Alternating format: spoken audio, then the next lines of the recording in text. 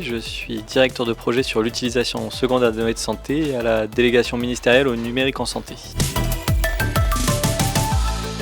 On a parlé du règlement sur l'espace européen des données de santé notamment et sur les aspects de réutilisation des données de santé, ce qu'on appelle l'utilisation secondaire. Et on a abordé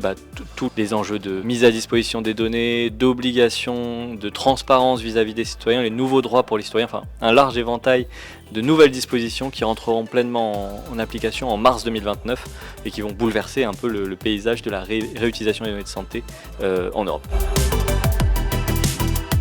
Ce sujet est important en fait à deux titres. Le premier, c'est que les établissements de santé, publics ou privés d'ailleurs, sont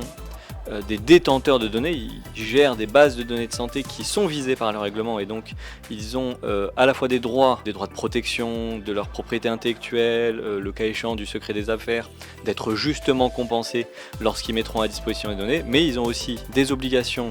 de mise à disposition dans un cadre strict, un certain nombre de conditions et de garanties qui leur seront attribuées. Et la deuxième chose, c'est qu'aussi dans les établissements de santé, il y a tout un tas d'utilisateurs de données qui, eux, justement, vont pouvoir bénéficier de l'espace européen de données de santé. Ça peut être